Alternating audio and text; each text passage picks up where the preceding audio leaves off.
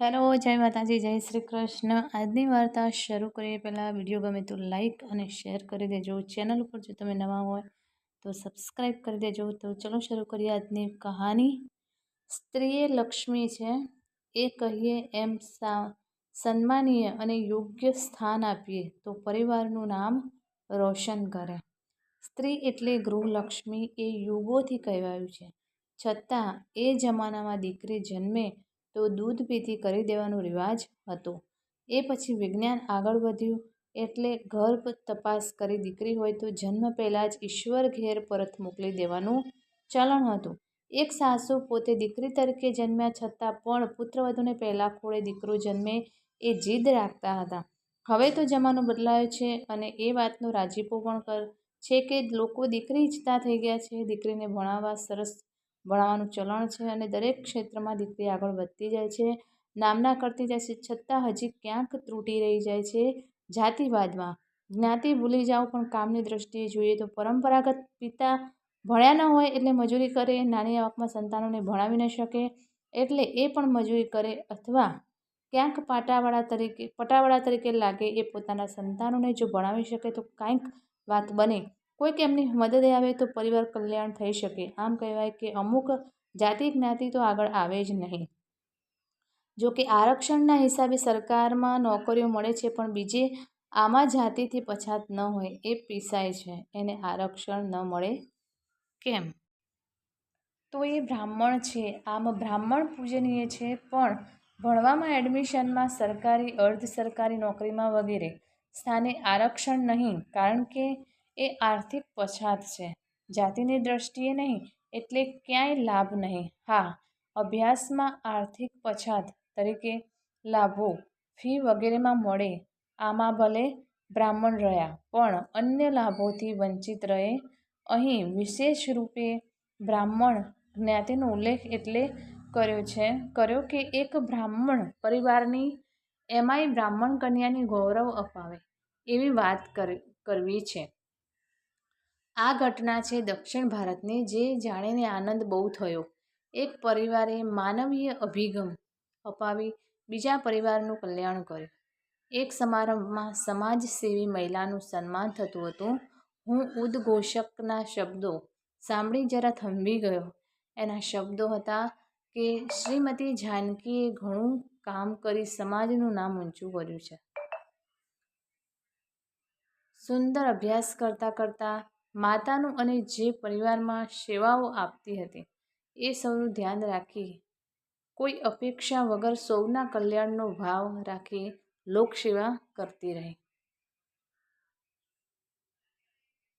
જાનકીને બોલાવી એનું સન્માન કરવા હાર પહેરાવ્યો અને હાથમાં સન્માનપત્ર આપ્યું। એ સાથે જ એની આંખો ભીંજાઈ ગઈ અને એ મંચ પર એટલું બોલી કે આભાર, પણ આગળ કાંઈ કહ્યું એ પહેલાં 1 મિનિટ એમ કહી એ પાછળ ફરી અને એના સાસુ સસરા અને પતિ બેઠા હતા એમની પાસે ગઈ અને ઘૂંટણીએ પડી ત્રણેયના ચરણ સ્પર્શ કરી સન્માનપત્ર એમના ચરણોમાં મૂક્યું। એ ત્રણેય ઊભા થઈ ગયા। સસરા બોલ્યા કે નહીં બેટા, આવું ના કર, તું અમારા ઘરની લક્ષ્મી છે, તને તો ખબર છે કે લક્ષ્મીના ચરણ સ્પર્શ કરાય, લક્ષ્મીને ચરણ સ્પર્શ કરવા ના દેવાય। જાનકી આંખમાં આંસુ સાથે ઊભી થઈ અને સસરા અને સાસુના ગળામાં હાર પહેરાવી દીધા। એ પછી એ માઇક પર આવી અને કહ્યું કે આ ત્રણેય અને મારા નણંદ જે ઉપસ્થિત નથી અહીં, એમના સિવાય હું કાંઈ જ નથી, શૂન્ય છું। ઘરમાં કામ કરી માને સાચવી ગુજરાન ચલાવતી, કન્યાનો હાથ ઝાલી નોકર ન સમજી પરિવારનો હિસ્સો બનાવી પ્રગતિ કરાવનાર આ પરિવાર મારા માટે ઈશ્વર જેમ પૂજનીય છે। એ પછી ઉદ્ઘોષ કે જાનકીના સસરા વિજયનને કંઈક કહેવા વિનંતી કરી। એમણે કહ્યું કે અમારી લાડલી પુત્રવધુ એ અમારું સ્થાન ઊંચું કરી દીધું। વ્યવસાયની દૃષ્ટિએ સૌ અમને શ્રેષ્ઠી તરીકે માન આપે છે, પણ અમારી પુત્રવધુએ જે અમને સન્માન અપાવ્યું એ સૌથી ઊંચું છે। જાનકી ઘેર કામવાળી તરીકે કામ કરતી હતી, એ બરાબર, એ કામ ઘણા કરતા હોય છે, પણ આ દીકરીમાં મેં ચમક જોઈ, એનો સ્વભાવ દરેક સંજોગોમાં સમતોલ રહી બધા જ કામ કરવા અને માનું સતત ધ્યાન રાખવું અને ચહેરા પર સતત દુર્લભ સ્મિત રાખવું એ સૌ કોઈથી ના થાય. એની આવી બધી વિશેષતાઓ જોઈ ધારેલું કે આને જો સાથ સહયોગ મળે તો ઘણું કરી શકે એમ છે. બસ બાકી શું કહેવું, મને ખોટો ના પાડવા દીધો. જાનકીના દાદા ગોરપદું કરતા. ખાસ પૂજાપાઠ આવડે નહીં, નાનું મોટું આવડે. સવારે ખભે કાપડની 2-3 જોડી લઈ નીકળી પડે. ઘેર ઘેર જાય, ફૂલનો પડો આપે અને સામે એ પરિવાર એમને જોડીમાં લોટ આપે, કોઈ શાક આપે, કોઈ અનાજ આપે, દાળ કઠોળ વગેરે. કોઈ ફળ પણ આપે, કોઈ પૈસા આપે. એ બોલે કલ્યાણમ અસ્તુ. એ બધું લઈ ઘરે આવે અને એમની પત્ની રસોઈ બનાવે. રોકડા પૈસામાંથી ઘી, તેલ, દૂધ વગેરે લઈ આવે. આમાં એમનો દીકરો ભણ્યો 8 ચોપડી જ. એને એવું ઘેર ઘેર માંગવા જવાનું ના ફાવે. એ લોકોના વાહનો સાફ કરે કે બીજા કામ કરે. એના લગ્ન એક સુશીલ કન્યા સાથે થયા અને એમને એક દીકરી જન્મી, એ આ જાનકી.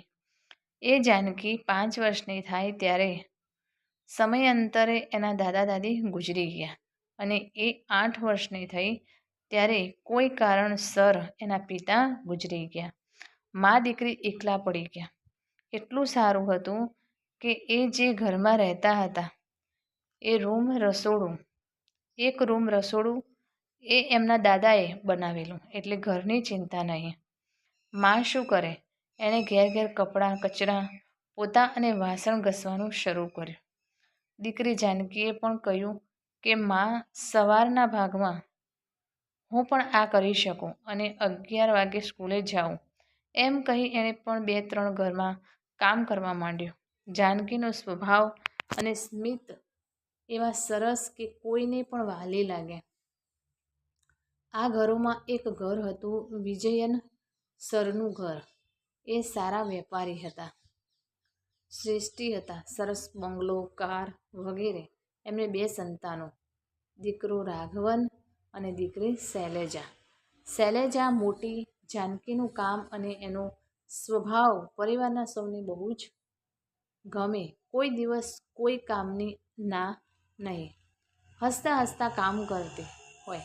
જાનકી કામ પર આવે એટલે વિજયન સરના પત્ની પાર્વતી એને નાસ્તો આપે. એ કરે નહીં, ના પાડે. ચા નાસ્તો કાંઈ ના કરે. વિજયન સરને એમ થાય કે આ છોકરી કેમ ચા નાસ્તાને ના પાડે. પણ પછી ખબર પડી કે એને એક જ વિચાર આવે કે મારી મા ભૂખી હોય, એને કોઈ ચા નાસ્તો ન આપે તો મારાથી કેમ ખવાય. એક દિવસ વિજયન સરે જાનકીને કહ્યું કે તું અને તારા મા બધા બીજા કામ બંધ કરી માત્ર અહીં કામ કરો. તમારે પાછળના આઉટ હાઉસમાં રહેવાનું. આ બંગલાના બધા કામ કરવાના. તારા મા અને તું ઘેર ઘેર શું કામ જાઓ. એક જ ઘર. માએ રસોઈ પણ કરવાની અને વાસણ ઘસવાના. બીજા કામ અને બપોરે ભણવા જવાનું. એક જ સ્કૂલમાં જ્યાં મારી દીકરી શૈલેજા અને દીકરો રાઘવન ભણવા જાય છે.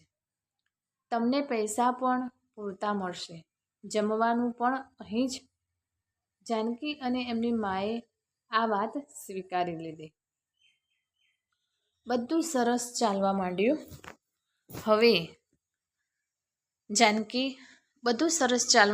હવે જાનકી અને એની મા આ પરિવારના જ સદસ્ય બની ગયા હતા. આમ કરતાં કરતાં જાનકી 12મા ધોરણમાં આવી. શૈલેજા અને રાઘવન તો કોલેજમાં આવી ગયેલા. શૈલેજા કોલેજના છેલ્લા વર્ષમાં હતી અને રાઘવન પહેલા વર્ષમાં. ભલે રાઘવનને તો પિતાના વ્યવસાયમાં બેસવાનું હતું, પણ ગ્રેજ્યુએટ થવું જરૂરી હતું. શૈલેજા ગ્રેજ્યુએટ થઈ ગઈ. રાઘવન બીજા વર્ષમાં આવ્યો અને જાનકી 12મું પાસ થઈ ગઈ. એ પછી એણે વિજયન સરને કહ્યું કે આપા એ આપા જ કહેતી. મારે કોલેજ નથી કરવી. રાઘવને વિરોધ નોંધાવ્યો કે શું કામ નથી કરવી? તારે ગ્રેજ્યુએટ થવાનું જ છે. જાનકી કહે, અમારામાં કન્યાઓ ભણે નહીં. હું જે ઘરમાં લગ્ન કરીને જઈશ ત્યાં કોઈ પુત્રવધુ ભણેલી ના હોય અને છોકરાઓ પણ બધા ભણેલા ના હોય. રાઘવન કહે, કેમ? બ્રાહ્મણમાં ભણે તો ખરા. અમારો પરિવાર બ્રાહ્મણ જ છે. અમે ભણ્યા જ છીએ. તારે ભણવાનું છે. વિજયન સર બધું સાંભળતા અને સમજતા હતા. એમણે સ્મિત આપી કહ્યું, બેટા જાનકી, આ ભગવાન રામ કહે એમ કરો. રામનું નામ રાઘવ અને સીતાનું નામ જાનકી પણ હતું. વિજયન સરનો વાત સમજ્યા પછીનો સંકેત હતો. જાનકી કોલેજમાં ભણવા લાગી એ પછી ટૂંક સમયમાં શૈલજાના લગ્ન લેવાયા. એ પરણીને સાસરે ગઈ. એ પછી જતાં જતાં એણે જાનકીને કહ્યું કે શાંતિથી રહેજો, હું તારા લગ્નમાં પણ આવીશ. અહીં જ જાન આવશે. જાનકીએ હસી કાઢ્યું. રાઘવ ગ્રેજ્યુએટ થઈ ગયો, પિતાજીના વ્યવસાયમાં જોડાઈ ગયો. એ પછી એકાદ વર્ષમાં જાનકી પણ ગ્રેજ્યુએટ થઈ ગઈ. એકાઉન્ટ્સની માસ્ટર. એણે વિજયન સરને કહ્યું, આપા તમારી કંપનીમાં એકાઉન્ટ્સમાં નોકરી મળે? ત્યાં વચ્ચે રાઘવ કૂદી પડ્યો. કેમ નહીં? મળે જ. વિજયન સરે રાઘવ સામે જોઈ સ્મિત આપ્યું અને કાંઈ ના બોલ્યા. શૈલજા એની પહેલી ડિલિવરી માટે પિયર આવી હતી. એક રાત્રે બધા બેઠક ખંડમાં બેઠા હતા. જાનકી રસોડામાં વાસણ ગોઠવતી હતી. વિજયન સરે કહ્યું કે શૈલજા, હવે આ રાઘવ માટે કન્યા શોધો. એને પણ પરણાવી દઈએ. રાઘવ કહે, કેમ? શું ઉતાવળ છે? ત્યાં શૈલજા બોલી કે એને તો નક્કી જ છે અને એ ઘરમાં જ છે. એ સાથે જ જાનકી રસોડામાંથી શરમાઈને બહાર જતી રહી અને રાઘવ ઊભો થઈ એ નામમાં ચાલ્યો ગયો. વિજય સર અને દીકરી શૈલજાએ એકબીજાની સામે જોઈ સાંકેતિક ડોકું હલાવ્યું. વિજયન સર કહે, મને તો બે કિસ્સામાં સમજાઈ ગયું તું. એક તો જાનકીને કોલેજ કરવાની ચર્ચા વખતે અને બીજું જાનકીએ ગ્રેજ્યુએશન પછી નોકરી માટે પૂછ્યું ત્યારે. વાજતે ગાજતે લગ્ન થઈ ગયા. હવે જાનકી આ ઘરની પુત્રવધુ બની. એના સાસુએ વહુના ગ્રહ પ્રવેશ સમયે જ એના હાથમાં ચાવીઓ સોંપી અને કહ્યું કે હવે હું છૂટી. સાંભળો જવાબદારી. ત્યાર પછી બધા પૈસા એની પાસે હોય. ઘરના ખર્ચ, નોકર ચાકરના પગાર અને હિસાબો એ જુએ. એ પછી આપાની મંજૂરીથી એ સમાજ કલ્યાણના કામો કરે. ઘર વ્યવહાર પ્રસંગે કોઈ કાંઈ કહેવા પૂછવા આવે તો સાસુ સસરા કે રાઘવ એક જ જવાબ આપે, જાનકી સાથે વાત કરો. કોઈ સમાજ માટે કાંઈ કહેવા કે ફાળો માંગવા આવે તો પણ એક જ જવાબ, જાનકી સાથે વાત કરો.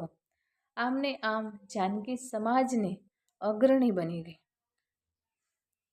વિજયન સર અને પરિવારના પ્રોત્સાહનથી એ વિજયન પરિવારની અગ્રણી વ્યક્તિ બની ગઈ. એ પરિવારે આટલું બધું મહત્ત્વ આપ્યું ત્યારે એ જાનકી શેઠાણી બની ગઈ. છતાં પગ જમીન પર જ આવો પ્રેમ કોણ આપે? છોકરી ક્યાંથી ક્યાં પહોંચી ગઈ. સ્ત્રીને પ્રોત્સાહન આપો તો માત્ર નોકરીમાં નહીં, બીજા કાર્યોમાં પણ આગળ પહોંચે એ અહીં સિદ્ધ થાય. નહીં તો ઉચ્ચ શ્રેષ્ઠી પરિવાર એક ઘરકામ કરનારીને આમ પ્રેમ કરી આગળ વધારે. બધા પરિવારો પુત્રવધૂને આવો પ્રેમ અને પ્રોત્સાહન આપે તો ઘરમાં જ સ્વર્ગ બની જાય. તો મિત્રો, આ કહાની તમને કેવી લાગી તે કોમેન્ટ કરીને જરૂર જણાવશો. અને વિડીયો પસંદ આવ્યો હોય તો લાઈક અને શેર કરી દેજો. ચેનલ ઉપર જો તમે નવા હોય તો ચેનલને સબસ્ક્રાઈબ કરી દેજો. ફરીથી મળીશું આવા જ એક નવા વિડીયો સાથે, વાર્તા સાથે. ત્યાં સુધી જય માતાજી, જય શ્રી કૃષ્ણ, હર હર મહાદેવ. Thanks for watching.